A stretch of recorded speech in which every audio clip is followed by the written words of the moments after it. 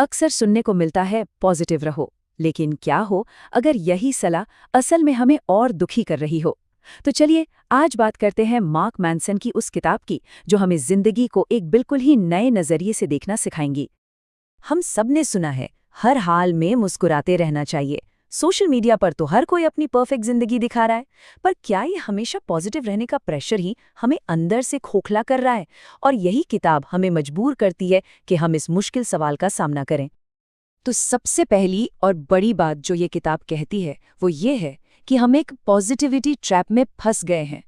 हमें लगता है कि खुश रहना ही जिंदगी का एकमात्र मकसद है, लेकिन मैनसन कहते हैं कि यही सोच असल में हमें और भी बुरा महसूस करा रही है।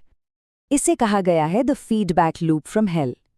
जरा सोचिए, आपको किसी प्रेजेंटेशन से पहले घबराहट हो रही है, फिर आपको इस बात पर और घबराहट होती है कि आप घबरा क्यों रहे हैं, और फिर आपको इस बात पर गुस्सा आने लगता है कि आप चिंता क्यों कर रहे हैं, और बस आप फंस जाते हैं एक ऐसे चक्कर में जिसका कोई अंत ही नहीं है। तो इस चक्कर को तोड़ा कैसे जाएं?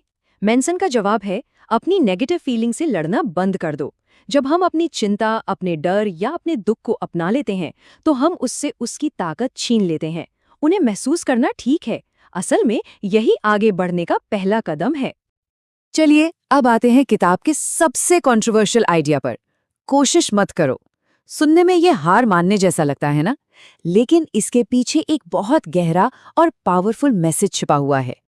इस आइडिया को समझाने के लिए मैनसन एक ऐसे राइटर का एग्जाम्पल देते हैं जो सक्सेस का कोई सिंबल नहीं था, चार्ल्स बुकोव्स्की। वो एक शराबी, जुआरे और ज्यादातर एक फेल लेखक थे। जानते उन्हें कामयाबी कब मिली? जब उन्होंने कामयाब होने की कोशिश करना छोड़ दिया। और सबसे मजेदार बात, बुकोव्स्की की कब्र पर आज भी यही शब्द लिखे हैं, डोंट ट्राई। इसका मतलब यह बिल्कुल नहीं था कि उन्होंने जिंदगी से हार मान ली थी। नहीं, इसका असली मतलब था कि उन्होंने इस बात को मान लिया था कि वो कौन है, एक फेलियर। उन्होंने एक बेहतर इंसान होने का दिखावा करना बंद कर दिया। उन्होंने अपनी कमियों को, अपनी नाकामियों को अपनाया और उन्हीं के बारे में पूरी ईमानदारी से लिखा, और यही उनकी कामयाबी का राज बन गया। हम सब खुशी के पीछे भागते हैं, ठीक है ना? लेकिन क्या हो अगर ये कहा जाए कि खुशी का पीछा करना ही हमें दुखी कर रहा है? चलिए किताब के अगले आइडिया को समझते हैं, जो हमारी खुशी की परिभाषा को ही बदल कर रख देगा। और इस बात को समझने के लिए बुद्ध की कहानी से बेहतर कुछ नहीं हो सकता। एक राजकुमार जिसे हर दुख दर्द से बचाकर महलों में पाला पोसा गया, लेकिन जब उन्होंने पहली बार बुढ़ापा, बीमारी और मौत को देखा तो उनकी दुनिया ही हिल गई। उन्हें एहसास हुआ कि असल दुनिया उनकी सोच से बहुत बहुत अलग है। और महल छोड़कर सालों तक ज्ञान की खोज के बाद उन्हें एक बहुत गहरी सच्चाई का एहसास हुआ। जीवन में दुख तो आएगा ही, ये जरूरी है, कोई भी इससे बच नहीं सकता, चाहे वो अमीर हो या गरीब।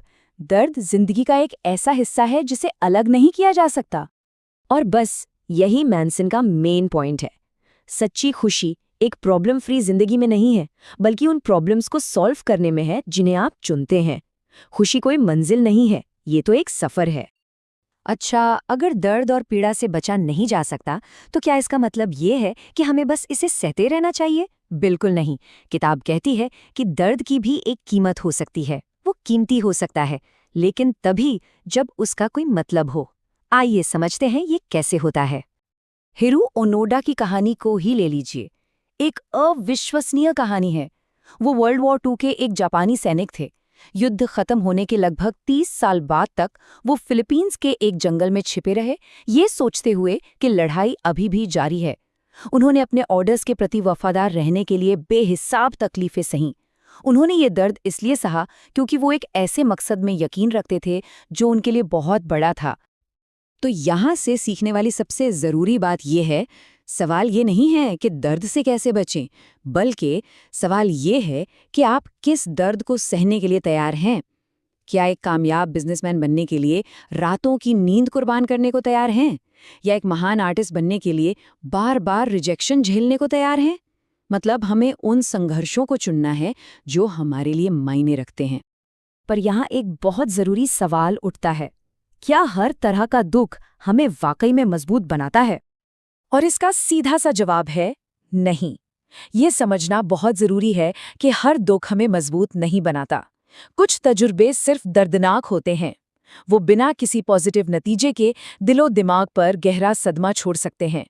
तो ये कहना कि जो होता है अच्छे के लिए होता है, हमेशा सही नहीं होता। तो अब तक हमने क्या समझा है?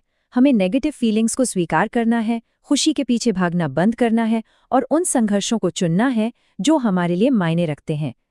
लेकिन ये फैसला कैसे करें कि क्या मायने रखता है? हम कैसे चुनें कि किस चीज़ की परवाह करनी है?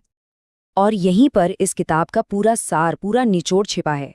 नॉट गिविंग अ फक का मतलब ये नहीं है कि किसी भी चीज़ की परवाह न की जाए। नहीं, इसका मतलब है ये चुनना कि किस चीज़ की परवाह करनी है और बाकी सब फालतू की बातों को नज़रअंदाज कर देना। इसका मतलब है अपनी लिमिटेड एनर्जी को उन चीज़ों पर लगाना जो वाकई में ज़रूरी हैं। तो अच्छे और बुरे वैल्यूज़ में फ़र्क क्या है? देखिए, अच्छी वैल्यूज़ वो हैं जो हमारे कंट्रोल में हैं, जैसे ईमानदारी, मेहनत या दूसरों के लिए हमदर्दी। और बुरी वैल्यूज़ वो अक्सर बाहरी चीज़ों पर टिकी होती हैं जिन्हें हम कंट्रोल नहीं कर सकते, जैसे हमेशा पॉपुलर रहना या सबसे बेहतर दिखना। और यही बुरी वैल्यूज़ हमारी ज़िंदगी में गलत तरह की मुश्किलें पैदा करती हैं।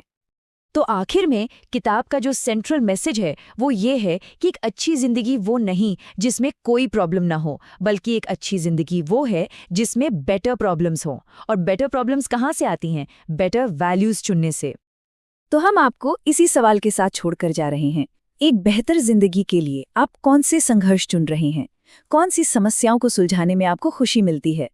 इन सवालों के जवाब ही हैं जो एक सार्थक जीवन की ओर ले जाएंगे।